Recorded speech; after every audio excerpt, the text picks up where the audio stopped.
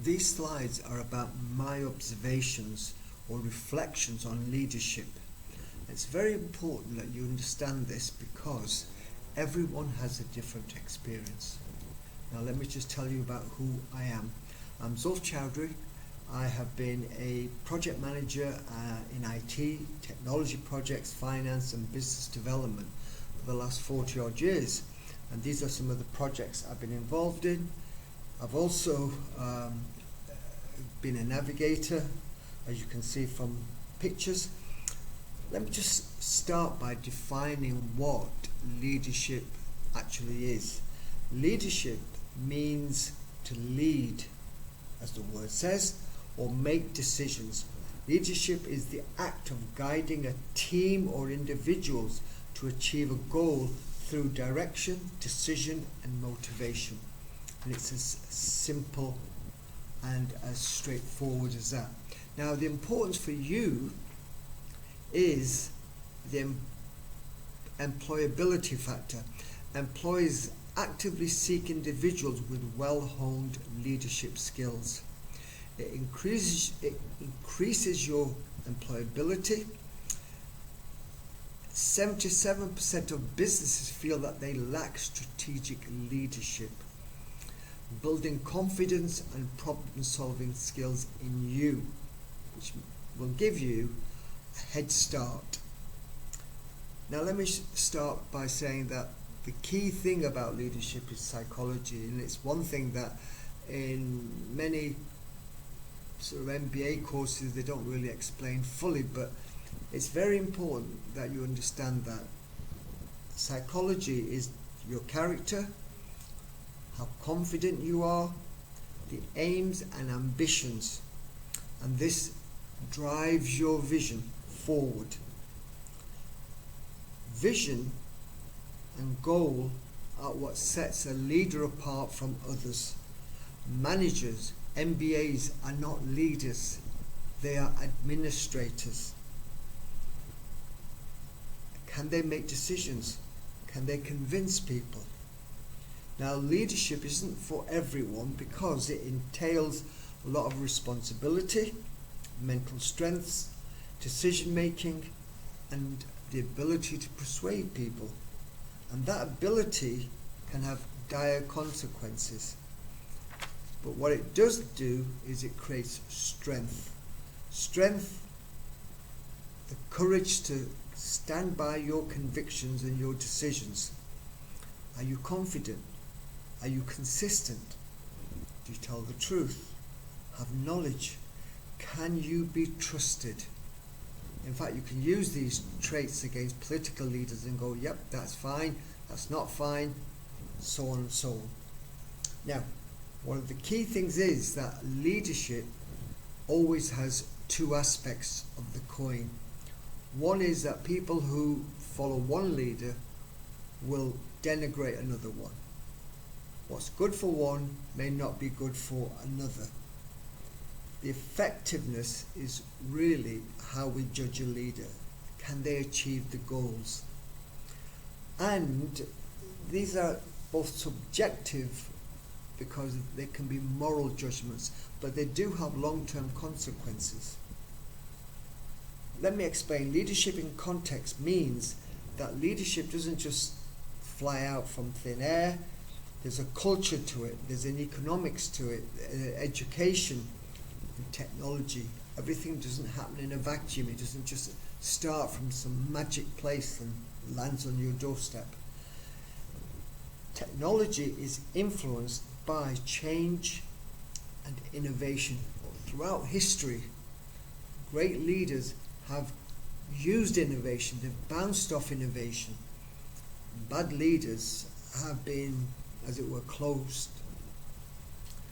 You can see on this diagram that technology has changed in the last 3, 4, 5,000 years.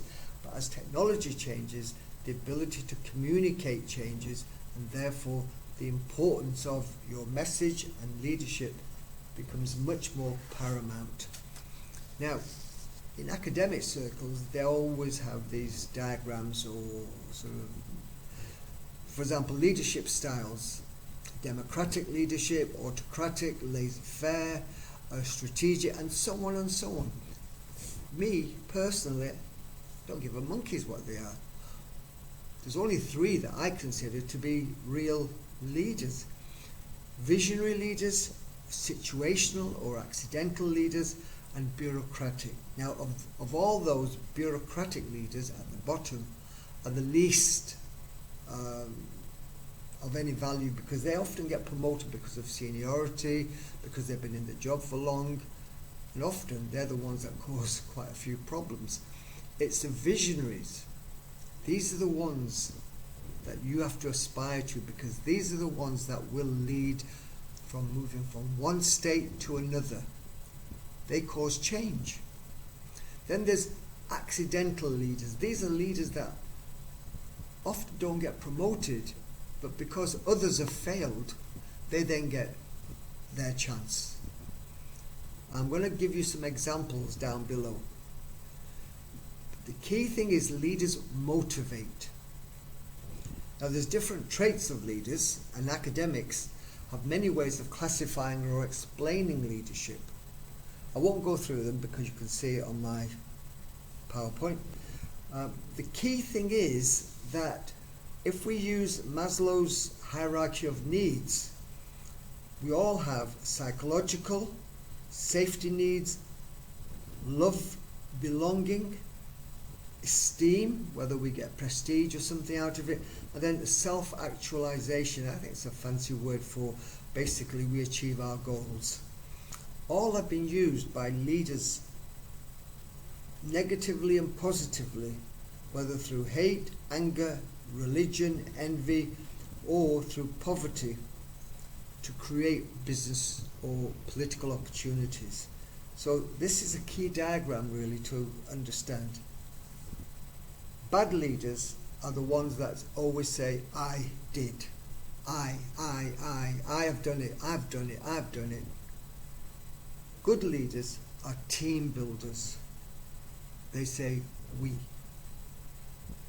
Because they want to motivate and encourage others to do so. Good examples include General Eisenhower, who then became the president of the USA. He's a particular favorite of mine, but obviously I won't go into details in this short presentation. Genghis Khan, Indira Gandhi, Boudica, Churchill, Mandela, Steve Jobs, Mao Zedong, Ford, all of them were good examples of people that took different things. Now you might think, oh, Genghis Khan, he was a murderer. No, he wasn't. There was a method to his madness, but he united people and he encouraged people. Most of the Mongol army was actually made of non-Mongols, so he must have had some powers. So don't always believe the myths you hear, as I'm going to explain shortly. Then you've got bad leaders. These are people like, for example, Trump,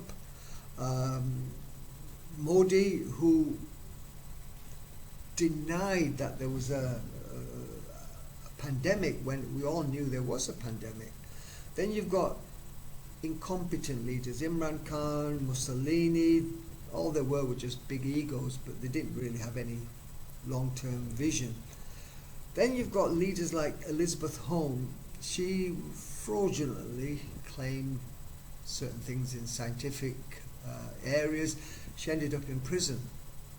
What I think is for 1.2 billion fraudulent assertions, but she had a presence of mind. If you look at her videos, you know, you can't fault her for being a leader. Then there's Saddam Hussein, Hitler, you know, Emperor Busaka, Stalin, Pol Pot, General Zia. He was the first one to massacre Palestinians, Pakistani general, extremist. So these are leaders that actually put things back rather than take things forward. Then you've got what you might call accidental leaders, and probably the best thing you can do is read Xenophane's Anabasis. Now, Anabasis is a fantastic book. He was an accidental leader. He went with 10,000 other Greeks Because remember, in those days, Greeks and Persians used to intermingle, and they often fought in each other's wars. He went to Mesopotamia or Iraq to fight on behalf of King Cyrus. But Cyrus the Younger, because there was an older one as well, but Cyrus the Younger, he lost. All their officers were killed. He was elected by the other Greeks to lead them back to any place that could be protected. His story is so unique. There's intrigue, deception. There's ways of fooling people, as well as keeping his band together until they actually got to the Adriatic coast, where they were relatively safe to get back to Greece. You've got Attila the Hun. Now, Attila the Hun was not as barbaric as the church makes him out. Obviously, they'll make him out because the Roman Empire, he fought the Roman Empire to a standstill. He united various tribes, Hunnish, not just Hun tribes, but myriad of different people to seek revenge. Now, bear in mind that people say, oh, he was a barbarian. He was actually trained by the Romans. He spent years in Rome, because that was the way the Romans spread their influence. He was quite keen to make sure that the Roman inequalities were not visited upon his people. So he beat them. And I think this book by Rob is a fantastic book called The Leadership Secrets of Attila the Hun, and I recommend that if you could get hold of it, please do so. Then there's Steve Jobs. Now, Steve Jobs was a fantastic leader in the sense that he believed in people. He gave them responsibility. And as that quote says, if you're going to hire smart people, let them be smart. Don't just tell them what to do. They should tell you what to do. And you can see in your own organizations, dumb leaders will dictate, micromanage things. No, not worth it. So it's quite important that you understand. Now, he built Microsoft with Steve Wozniak into a great corporation and company, and I'm sure most of you here are probably carrying Apple devices. Now, the leadership principles are therefore vision, fairness, and morals. Now, you might think, what morals got to do with leadership? It's quite important. Vision provides direction, it provides a future, and people follow that.